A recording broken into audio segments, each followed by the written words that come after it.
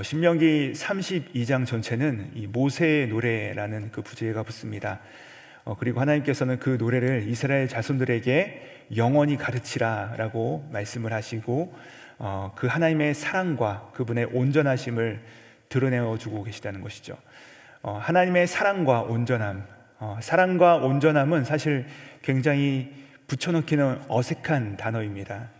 하나님의 사랑은 무엇입니까? 너그러운 마음일 테고 주는 마음일 텐데, 이 온전함은 엄한 마음이죠. 하나님께서 우리를 꾸중하시는 그 마음입니다. 때로는 그 온전함을 위해서 우리 가운데 유익되지 않는 것을 주님께서는 빼앗아 가기도 하시죠. 그래서 하나님의 사랑하심과 그분의 온전하심, 이 구약 성경에 항상 같이 붙어 나오는 단어들은 우리 가운데 어색함을 주기도 합니다. 우리가 성경을 읽을 때 복된 소리, 좋은 소리만 있으면 얼마나 좋겠습니까? 복을 줄 것이다, 복을 받을 것이다, 주께서 너에게 복을 내려주실 것이다, 좋다, 잘했다라는 말만 들으면 좋죠. 어린아이들도 칭찬을 들으면 참 좋아하죠. 어린아이들이 그렇죠. 왜 그렇죠? 왜냐하면 아이들은 아직까지는 자기밖에 모르기 때문에 그렇다는 것입니다. 당장 내 입에 달콤한 것이 들어오는 것을 좋아하는 것이죠. 그런데 여러분, 아이가 성인이 된다는 것은 무엇을 의미하는 것이죠? 아이가 성인이 된다는 것은 나 혹은 오늘을 넘을 수 있는 자가 된다는 것입니다. 그러니까 나의 근시안적 삶의 범위를 넘어서 멀리 바라볼 수 있는 자가 바로 어른이고 자랐다라고 말해보는 것이죠. 왜 그렇죠? 멀리 바라볼 수 있기 때문에 참을 수 있는 것입니다. 나를 넘기 때문에 용납할 수 있는 것입니다. 그런데 그 어린아이가 어른이 되어가는 그 분기점에 필요한 것이 무엇이냐? 바로 이 훈계와 교훈, 그리고 이 온전함이라는 것입니다. 그래서 부모님들이 뭐라고 아이들한테 말합니까? 그거 먹으면 안 된다, 입에 썩어, 몸에 안 좋다라고 훈계하는 것이죠. 우리가 성경을 읽을 때도 마찬가지입니다. 믿음의 초보에 있을 때는 복을 준다는 말이 그렇게도 좋아요. 들어가도 복을 받고 나가도 복을 받고 너의 집에 있는 것도 복을 받고 산에서나 들에서도 복을 받을 것이다, 이 말씀 들으면 너무나도 좋죠. 아멘 합니다. 그러나 온전함을 이루시기 위해서 하나님께서는 우리 가운데 이 어린아이의 단계를 넘어서 꾸짖음과 또 때로는 저주를 우리 가운데 말씀하기도 한다는 것이에요. 너희가 그렇게 하지 않으면 이런 일이 있을 것이야. 너희가 나를 따라오지 않으면 이런 어려움이 너희와 함께 할 것이야.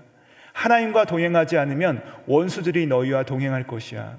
하나님을 버리면 자유인이 되는 것이 아니라 너희의 길을 잃어버릴 것이야 라고 하나님께서는 말씀하신다는 것입니다. 자, 그러므로 온전함은 사랑의 반대말이 아니라 사랑의 다른 면이라는 것을 우리가 알 수 있습니다.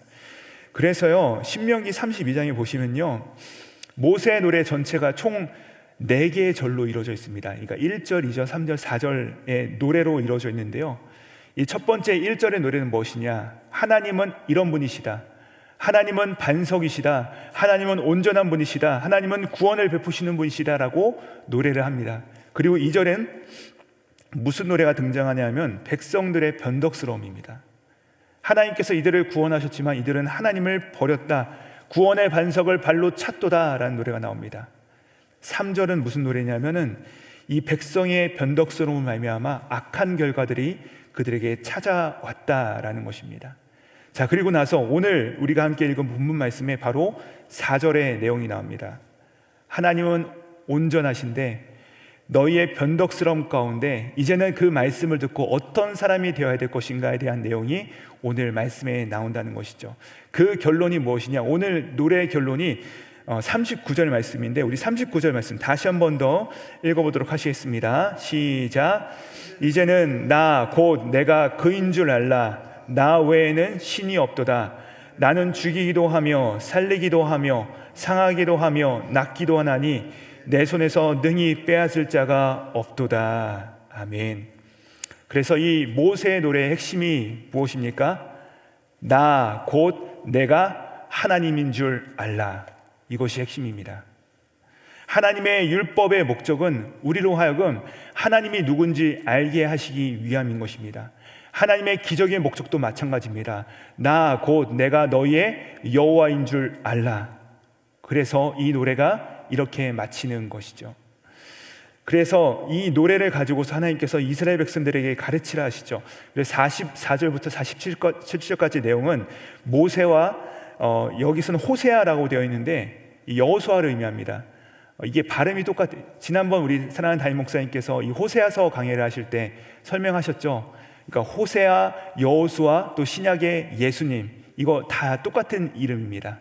다 똑같은 이름의 그 내용을 가지고 있는 이름인데, 그래서 이 모세와 여호수아, 옛 리더와 새로운 리더가 동일하게 그들의 백성들에게 이 하나님의 노래를 가르치라라고 말씀을 하십니다. 자, 그리고 나서 하나님께서 모세에게 개인적인 명령을 내리시는데 그것이 바로 48절에서 49절에 나옵니다. 우리 48절과 49절 말씀 함께 읽어보시겠습니다. 시작. 바로 그날에 여호와께서 모세에게 말씀하여 이르시되 너는 여리고 맞은편 모압 땅에 있는 아바림 산에 올라가 느보 산에 이르러 내가 이스라엘 자손에게 기업으로 주는 가나안 땅을 바라보라. 바로 그날에, 하나님의 말씀을 다 가르친 그날에 하나님께서 모세에게 말씀하시는 것이죠. 너는 아바림 산, 그 아바림 산맥에 있는 느보 산 그 봉우리에 올라가서 가나안 땅을 바라보라 라고 하나님께서 말씀을 하시는 것입니다. 그리고 모세 너의 삶은 거기서 마감하게 될 것이야 라고 하나님께서 말씀하시는 것이죠. 그의 마지막 여정을 하나님께서 이제 말씀하시는 것입니다. 말씀을 다 가르쳤고 너의 여정을 다 끝냈다. 너는 이제 느보산에 올라가서 여리고성과 가나안 땅을 바라봐라 라고 말씀하시는 것이죠. 그리고 나서 51절에 보시면요, 그 이유를 뭐라 하십니까? 이는 너희가 신광야, 그러니까 이스라엘 자손들이 무리바 물가에서 그들이 이스라엘 자손 중에서 내게 범죄하여 하나님의 영광을, 거룩함을 그들 가운데 드러내지 않았기 때문이다 라고 말씀을 하십니다. 그래서 어떤 분들은 이 말씀을 읽으시면서 모세의 삶에 대한 그 의문점을 던집니다. 그러면 모세는 실패한 것인가? 그가 범죄했기 때문에 가나안 땅에 들어갈 수 없었던 것인가? 무리바 물가에서 하나님께서는 그 반석을 가리키라 말씀하셨는데 그것을 쳐서 결국에 가나안 땅에 못 들어가게 된 것인가? 라는 생각을 하신다는 것이죠. 여러분, 근데 그렇게 생각을 하면 안 됩니다. 왜냐하면 모세가 그렇게 되면 실패자가 되는 것이에요. 여러분, 이게 바로 우리가 목적 중심적으로, 결과 중심적으로 생각하는 우리의 연약함이라는 것입니다. 아닙니다, 여러분. 모세는 실패한 자가 아닙니다. 왜냐하면 만약에 모세가 실패했다면 마태복음 17장에서 예수님께서 변화산에 올라가셔서 영광 중에 그 모습이 변화하실 때 그 좌편과 우편에 누가 있었죠? 모세가 등장했다는 것이죠. 그렇기 때문에 여러분, 모세는 실패한 것이 아니고요, 여러분, 이스라엘 백성들이 뭐가 부족하기만 하면 하나님께 구하는 것이 아니라 누구에게 구하죠? 모세에게 구한 것입니다. 자기들 마음에 들지 않으면 모세를 원망합니다. 이스라엘의 모든 관심이 누구에게 쏠렸어요? 모세에게 쏠린 것입니다. 그래서 첫 번째 하나님께서 반석에서 물을 내시는 것도 보여주심에도 불구하고 그들이 또 물이 없자 모세를 원망하면서 모세에게 매달렸습니다. 40년 동안 이스라엘 백성들은 하나님을 바라본 것이 아니라 모세를 바라보았습니다. 모세를 마치 하나님처럼 여겼던 것이죠. 그래서 이들에게 하나님은 모세가 우상이 되는 것을 원치 않으셨습니다. 그래서 여러분, 지금도 모세의 무덤이 없습니다. 느보산에서 그의 여정이 마치고 조용히 사라지기를 하나님께서 원하셨던 것이죠. 왜죠? 모세는요, 모세의 일을 했을 뿐이고 이제 이스라엘 백성들은 가나안 땅에 들어가면 이들은 앞으로 모세를 바라보는 것이 아니라 하나님을 바라보고 하나님께 직접 예배하고 또 지도자된 이 여호수아를 바라봐야 되는데 이것이 제약을 받자 하나님은 모세의 여정을 여기서 멈추게 하신 것입니다. 여러분, 그렇기 때문에 우리는 모세의 삶을 실패의 삶으로 여겨서는 안 됩니다. 결과 중심적으로 모든 것을 해석하면 안 되는 것이죠. 하나님의 무대에서는요, 다양한 역할들이 있어요. 어떤 사람은 배우로 그곳 가운데 나오기도 하고, 어떤 사람은 조명으로, 어떤 사람은 음향으로, 어떤 사람은 미술로, 어떤 사람은 필요한 것을 갖다 주는 사람으로 함께 섬기기도 한다는 것입니다. 그래서 고린도전서 3장 5절부터 7절까지 말씀 보면 하나님의 경영 원리가 나오는데 이렇게 말씀하십니다. 제가 읽어드릴게요. 그런즉 아볼로는 무엇이며 바울은 무엇이냐? 그들은 주께서 각각 주신 대로 너희로 하여금 믿게 한 사역자들이니라. 나는 심었고 아볼로는 물을 주었으되 오직 하나님께서 자라나게 하셨나니 그런즉 심는 이나 물 주는 이는 아무것도 아니로되 오직 자라나게 하시는 이는 하나님뿐이니라. 지금 바울이 여기서 답답해하면서 하는 말이죠. 고린도 교회를 개척했는데 나는 아볼로에게 속했다, 나는 바울에게 속했다, 나는 한 번도 보지 못했지만 게바에게 속했다라고 하면서 3호 이게 다 분열된 것입니다. 여러분, 근데 하나님께 있어서 아볼로는 누구이며 바울은 누구입니까? 여러분, 누구는 심고 누구는 물을 주고 누구는 잡초를 뽑은 것이죠. 그러나 오직 자라나게 하시는 이는 하나님뿐이시다라고 말씀하시는 것이죠. 아까도 말씀드렸듯이 하나님의 무대는 여러 가지 배역들이 있어요. 여러 가지 사역들이 있습니다. 모두가 다 주연일 수는 없습니다. 하지만 모두가 주연처럼 살아갈 수는 있습니다. 모두가 다 주인 노릇할 수는 없다는 것이에요. 하지만 우리 모두가 다 하나님께서 주신 사명들을 주연처럼 감당할 수 있다는 것입니다. 우리가 서로 경쟁하고 미워하고 또 저 사람을 시기하고 질투하고 내가 영광을 독차지하고 경쟁하고 그런 시기하는 모습들은요, 거기에는 주인들만 득세할 뿐입니다. 그러나 여러분, 우리는 주인이 아닙니다. 우리는 맡은 역할을 감당할 뿐인 것이죠. 그러므로 교회는 어떤 곳입니까? 주인 대신 하나님만 바라보는 곳입니다. 하나님만 영광 받으시는 곳입니다. 모세는 부름 받은 직후 하나님만 바라봤어요. 그래서 여러분, 이스라엘 사람들이 모세를 이야기할 때 그의 앞에 항상 붙이는 수식어가 뭐예요? 여호와의 종, 하나님의 종. 민수기 12장에서도 보시면 하나님께서 모세를 평가하실 때 이 모세는 나를 온전하게 종으로서 신실하게 따랐다라고 말씀을 하십니다. 모세는요, 신실하게 하나님의 종으로 하나님만을 바라봤던 자인 것입니다. 그래서 누가복음 17장 10절에 보면은 이렇게 말씀하세요. 이와 같이 너희도 명령받은 것을 다 행한 후에 이르기를 우리는 무익한 종이라 우리가 하여야 할 일을 한 것뿐이라 할지니라. 이렇게 고백하라고 예수님께서도 말씀하십니다. 여러분, 지금 느보산 위에 있는 모세를 한번 바라보십시오. 그가 얼마나 들어가기 원했을까요? 그 가운데 따라가길 원했을까요?